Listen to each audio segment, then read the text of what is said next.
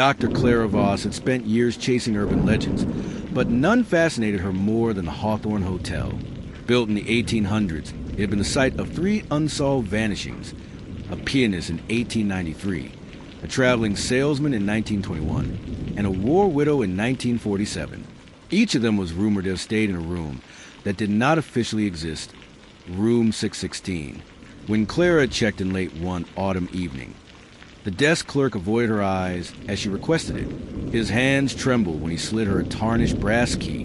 The number scratched faintly into its surface. 6th floor, he muttered, but you won't find on the map.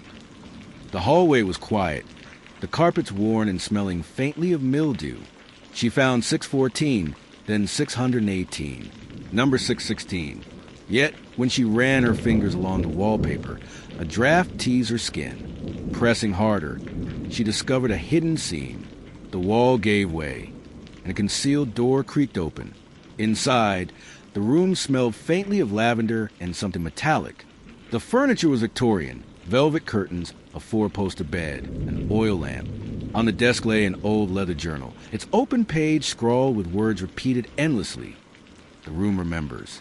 Behind her, the door shut itself with a soft but final click. The mirror on the wall flickered, showing not a reflection but 3 pale faces. The pianist, his eyes hollow. The salesman, smiling unnaturally. The widow, lips moving in silent prayer. Their mouths shaped her name in perfect unison. Panic clawed at her chest. Then music filled the air. Faint piano notes, sad and broken. She turned toward the wardrobe. Inside, instead of clothes, she found a narrow door. Its brass knob was freezing to touch. She opened it. Beyond lay an endless theater. Velvet seats stretched into the shadows. A chandelier dripped wax instead of light. On stage, the pianist played with bloodied fingers, keys streaked crimson. The salesman lounged in the front row, puffing a phantom cigar. The widow rocked in her chair, humming lullabies to a child that wasn't there. The pianist's voice echoed unnaturally. Every guest becomes part of the performance. The room is a stage. We all perform. Forever. Clara stumbled back, bolting through the wardrobe. She was no longer in room 616, but in the hotel lobby.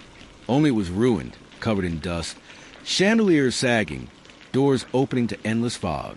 On the reception desk sat a leather-bound ledger. Flipping through, she saw the names of all who had disappeared.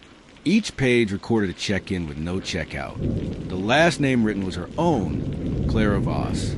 The pen scratched across the paper by itself, writing the next line, next guess, blank. The realization chilled her to the core. The room didn't simply trap people. It consumed them, weaving their stories in debate for the next victim. Legends, rumors, whispered accounts. They weren't warnings, they were invitations. Every guest became both prisoner and recruiter. When Clara glanced at the mirror again, her reflection smiled back with a cold satisfaction she did not feel. A voice, her own but sharper, whispered, "You'll bring the next one. That's how you leave." Her hand moved without her will, writing in the journal, "Arrival. 8:42 p.m. found the others." The room exists.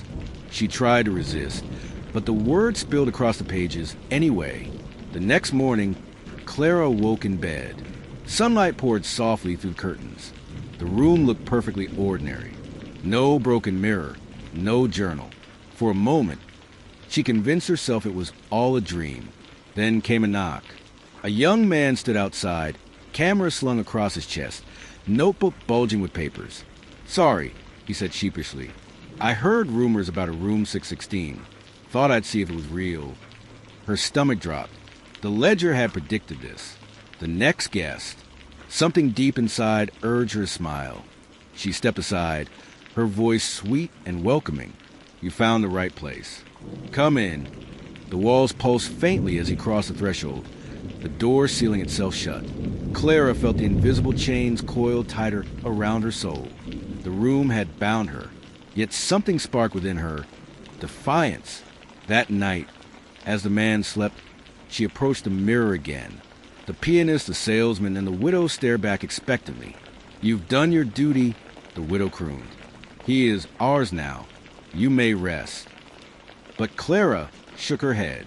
Her reflection smiled again, this time not with the room's malice, but with her own resolve. "No," she whispered, "I'm not here to rest. I'm here to end you." She raised a journal, turning to the final, unfinished sketch, a gear shaped like a heart. It glowed faintly as realization struck. The room wasn't merely supernatural. It was a machine, and machines, no matter how strange, could be broken. The theater crumbled in her vision. The ledger caught fire, ink burning to ash. The faces in the mirror screamed as the walls shuddered violently. The pianist's voice roared above the chaos. "If the room dies, so do we. And so do you." The mirror exploded into shards. Silence followed. When morning came, the Hawthorne Hotel was gone. The lot was empty, as if no building had ever stood there. But travelers in town began whispering of a woman with sharp eyes and a crooked smile who sat in bars, telling the tale of the cursed hotel.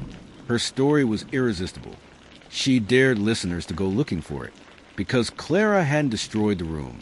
She had become it, and the story, as always, was the doorway